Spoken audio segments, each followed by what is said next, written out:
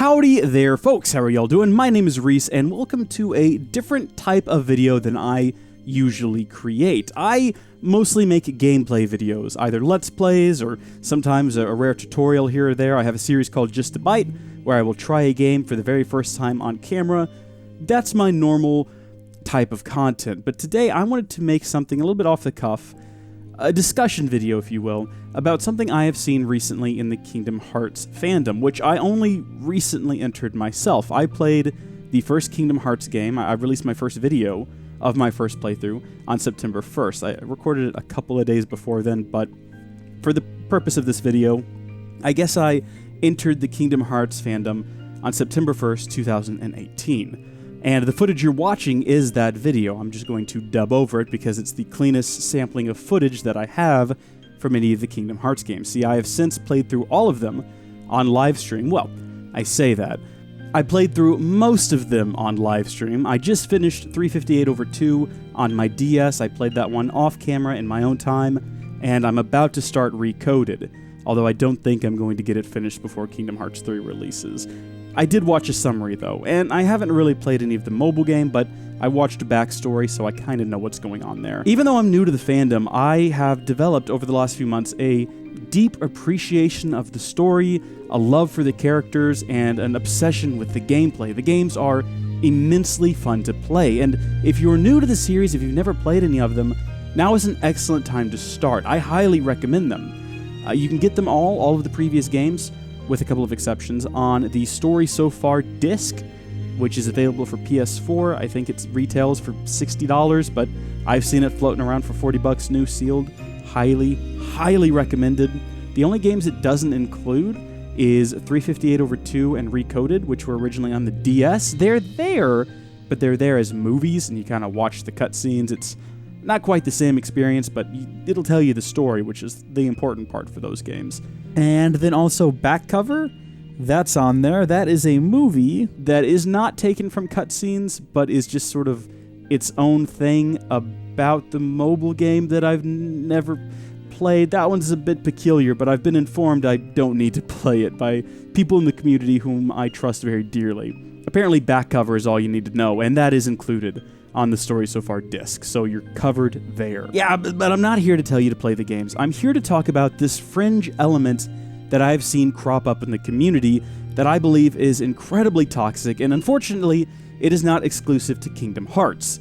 And that is this group of people who, for one reason or another, and I couldn't say why specifically, they seem to think that newcomers, people who have either recently joined the fandom or are thinking about trying the games, they don't deserve to be excited for Kingdom Hearts 3. Yes, Kingdom Hearts 3 is probably one of the biggest games launching this year in terms of hype and excitement and cultural impact, if you will, but there are people in the community who think that if you haven't been slogging it out, waiting for this game since the release of Kingdom Hearts 2, then you don't deserve to be excited about it because you are not a true fan.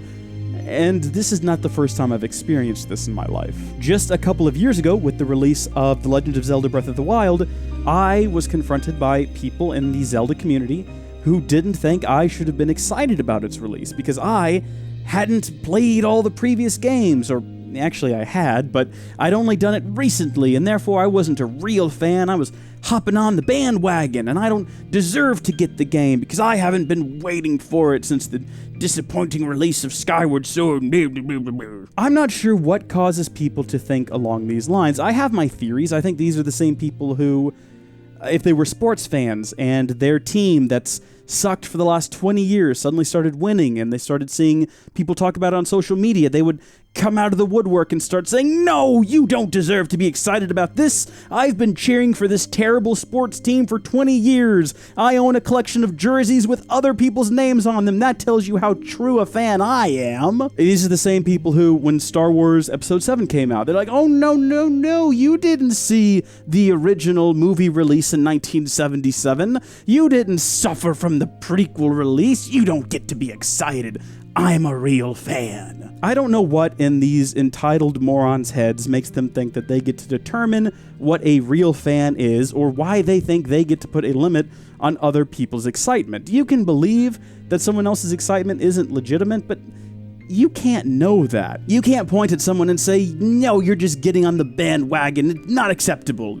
You don't get to make that call. This is a massive game, and the hype for it has been building for months, and it's getting bigger and crazier every day leading up to the release, so you better believe that that's going to spill over and affect people who have never played the games before. And just because they haven't played the games before doesn't mean that they can't be curious and interested. I myself had never played a Kingdom Hearts game until just a few months ago, and I can tell you that I am legitimately so very passionately excited to play Kingdom Hearts 3. So why am I making this video? I am making this video to address people out there who are either new to the franchise or who have never played it. If you're new and you're excited, but you're starting to get discouraged because you see this attitude out there from this fringe element of the fan base, let me assure you that that is not the entirety of the fan base. So many of the people that I have met since I started streaming Kingdom Hearts have been just the most wonderful, kind, helpful, and extremely patient people out there. You are listening to a man who oftentimes forgot that shot lock was a thing. BBS was very hard for people to watch, but they were patient and very polite and helpful.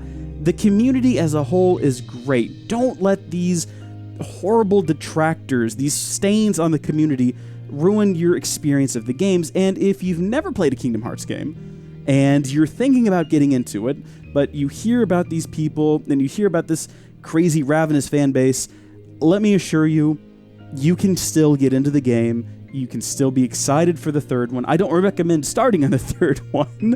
If you want to, you can. I'm not going to tell you that you can't, but I will tell you that I strongly advise that you don't, because if I had, oh boy. Let me break it down for you like this. Kingdom Hearts is 33% gameplay, 33% story, and 33% heart, and that's not a pun. The emotions drive so much of the experience in these games. And this is not emotion that you get after having played it as a child and invested so many hours in grade school into it, and now as an adult you finally get to experience it, and you don't get to experience it, you didn't play it as a kid. No.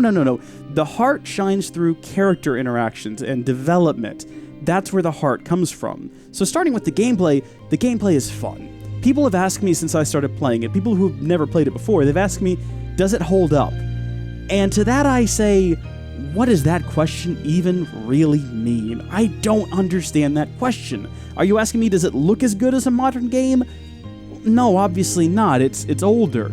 It's older than some of the people watching this video. It's older than every niche that I have. Graphically, it doesn't hold a candle to some modern titles. It doesn't hold a candle to titles later on in the same franchise. You know, earlier games don't look as good, but they still look nice, and they play well. They're fun to play. It doesn't have a lot of the advancements, I'll say, that we've made in modern gaming, but you could say the same thing about the original Super Mario Bros. Graphically, the original Super Mario Bros. Is not impressive by today's standards, and the gameplay is extremely simplistic, and if those are the metrics you're using, then no, it doesn't hold up, but it's still fun to play. Even for people who've never played it before, I could turn it on. Speaking of my nieces, I could turn it on for them. And even though they're not extremely well-versed in video games, they can play the original Super Mario Bros. Game and have fun.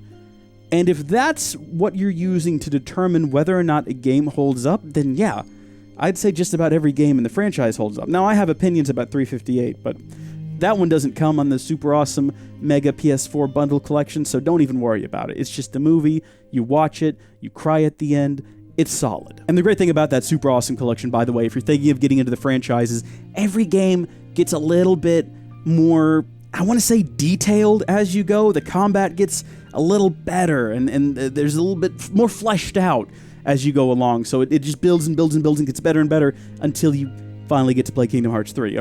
You could start there if you wanted to, but I don't advise it, because like I said, it's 33% gameplay, and then another 33% is story. See, the gameplay is fun, but kind of meaningless without the story.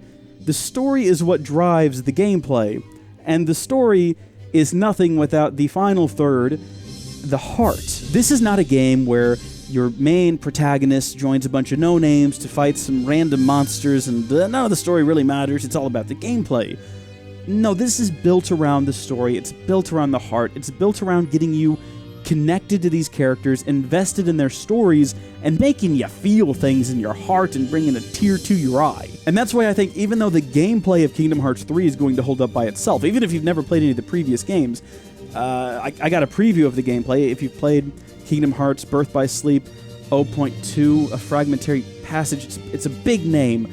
It's quite the mouthful. But if you've played that, that's pretty much what the gameplay is going to be like in Kingdom Hearts 3, more or less. More, actually. There's more in Kingdom Hearts 3. I've been looking at the trailers. I've been overanalyzing.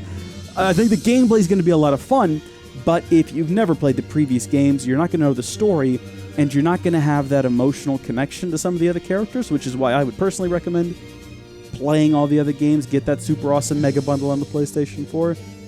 But listen, to summarize this and to bring it to a close, if you have never ever played Kingdom Hearts, play it. Just go ahead and play it. Ignore these fringe crazy people. And if you're new and you're excited for Kingdom Hearts 3, of course you are, because they're great games, and it's natural to be excited to play great games. Kingdom Hearts 3 is coming out. I'm excited about it, even though I only first started playing the game a few months ago. If you just started playing, you should be excited about it, and if you've never played, you can be excited about it. No one gets to make these decisions for you. And I feel like if I'd written all of this down beforehand, I could have created a more concise and informative video and better explained how I feel about all this, but it's too late now. It's been recorded. This is how I feel. Thank you folks for listening. God bless you, and I will see y'all later. Bye!